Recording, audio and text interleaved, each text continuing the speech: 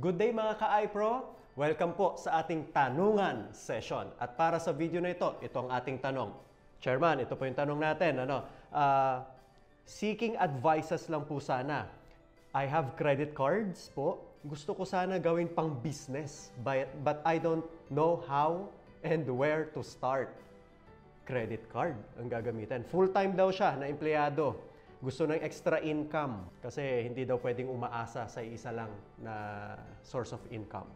So manggagaling, Chairman, yung kanyang puhunan sa credit card. Okay. Unang tanong natin doon sa ating sa member, kung member natin siya na na nagtatanong, may experience na po ba kayo pagdating sa negosyo? Yun yung unang importante, no? Bakit? Kasi katulad po ng sinasabi natin doon sa mga previous videos natin, no? Mahirap kasi, sir, na galing sa utang yung pangsimula mo sa unang negosyo na itatayo mo. Kasi sa unang negosyo po na itatayo natin, kailangan nating i-expect na baka malugi yan. Medyo malaki yung chance na malugi dyan, no? Ang goal mo sa kauna-unahan mong negosyo is mabawi yung puhunan agad-agad. Di na baling kung ano man yung susunod na mangyari. Yun muna. Kasi ang pagninegosyo, hindi naman ito yung parang career na kapag nakagraduate ka, pumasok ka doon sa trabaho mo, instant, buwan-buwan na yan na merong papasok sa'yo. Hindi eh. Kinakailangan may process na kinakailangan kang matutunan. Yung mga diskarte sa negosyo, diskarte sa pera ng negosyo, marketing ng negosyo, management ng negosyo, lahat yan, kailangan mong matutunan yan doon sa mga negosyo sa mga unang negosyo na tatahakin mo. Ngayon, ang advice po natin dyan is, magsimula ka sa maliit pero wag sana sa utang.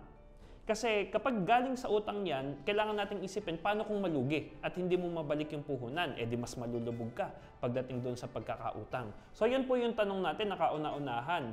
May experience ka na ba sa negosyo? Nako, sorry Chairman sa interruption. Mukhang ang sabi niya andito, but I don't know how and where to start. Mukhang... Kung ganyan po yung situation, kung ako ang tatanungin, sir, much better na mag-aral muna tayo. Katulad nung isang tanong sa atin na paano daw matatanggal yung self-doubt. Ilalagay na lang po natin sa video na ito yung link, kung saan man po dyan. Ang sinabi natin doon is, kailangan para mawala yung self-doubt mo, ay kailangan i-educate mo yung sarili mo. Yung pag-educate ng sarili po ay, marami naman sa YouTube or kung meron man kayong masasalihan ng mga communities katulad ng advocacy natin sa co-op, di ba? Na pagsamasamahin yung mga magi-start ng negosyo or may mga negosyo para magkaroon ng changing of ideas, para magka-mentoran tayo ng mga actual na may mga negosyo. Napaka-importante po na doon muna kayo mag-start, no? Kasi hindi lang, sir, yung experience mo kung first time.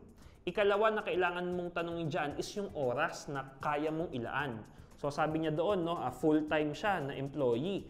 So kung full-time tayo na employee, kailangan nating malaman kung paano natin sa schedule natin isisingit yung pagninegosyo natin. Or anong negosyo.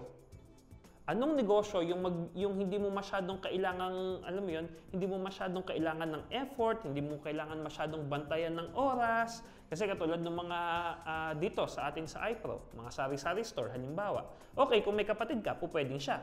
Or kung meron kang nanay na andun sa bahay, pwede yung mga ganon, no? How can you leverage yourself? Paano kung walang ganon? Paano kung siya lang mismo or ikaw lang mismo yung magmamanage ng negosyo mo, magpapatakbo ng negosyo mo? Kailangan ma-educate mo yung sarili mo, anong negosyo yung kasya at pasok sa oras na meron ka.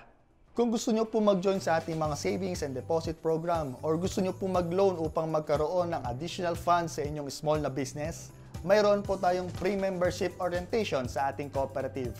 Mag-register lang po tayo sa link na nasa description ng ating video. Importante yon. Ikatlo is yung skill na meron ka. Anong skill po yung likas na meron ka na right now? Para nang sa ganon, yung negosyo na itatayo mo is nakapeg na doon sa something na kung saan ka magaling. Halimbawa po, ayan, si EJ, yung nag-video po ng session natin na ito, magaling na siyang mag-picture, di ba? Magaling na siyang mag-video. So, instead na magbenta siya ng kung ano man na gusto niyang ibenta, why not i-maximize niya na lang yung skill na existing na meron siya para nang sa ganun, sideline na siya na gawin niyang negosyo. Kaya kung gusto niyo po ng photographer at videographer, andyan po sila, ay productions, di ba? Yun ay nakapeg doon sa existing skill na nila. So, ganun po ang mga kailangan natin gawin. Hindi ba sir parang ang dating mag-i-start pa nga lang ako ng business, tapos parang ang negative naman kaagad. Hindi. Malulugi ako, parang gano'n. Hindi po. Kasi dito sa iPro, ang gusto natin yung realidad ng negosyo. No? Hindi natin sinusugarcoat kung ano may mangyayari. Kasi kung gusto mong magsimula ng negosyo talaga, kailangan ihanda mo yung dibdib mo. Ihanda mo yung dibdib mo sa potential na malugi. Diba? Ihanda mo na yung dibdib mo sa lahat ng mga challenges na nakakaharapin mo sa negosyo. Kasi ang negosyo, hindi naman yan... Katulad ng example ko, di ba? Sa lahat naman ng papasukin natin, kung hindi talaga tayo skilled pagdating sa something, sa bagay na yon, mas malaki yung chances na malugi.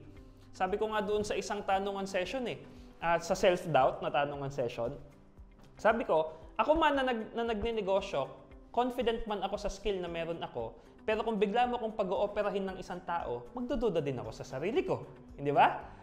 Sa lahat ng venture na papasukin natin, talagang kinakailangan, sir, na tingnan, hindi ko naman sinasabi na maging negative ka. Yung pagiging positive ay dapat meron tayo, lalo sa buhay na challenging, di ba? Pero kailangan prepared ka dun sa mga potential na mangyaring challenges. Kesa naman parang feeling mo, di ba? Parang sa pagpapakasal, di ba? Parang feeling ng iba kapag nagpakasal sila, fairy tale ang magiging buhay nila. And then, kapag hindi ka prepared na challenging ang buhay may asawa, so ano ang mangyari? Expectation, reality. So, at least man lang sana level yung expectation and reality na meron tayo.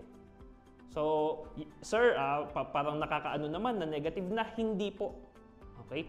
Kung manenega kayo doon sa sinabi natin, simple lang na may sinabi natin Aralin mo or mag-aral ka para nang sa ganon meron kang skill sa pagnenegosyo.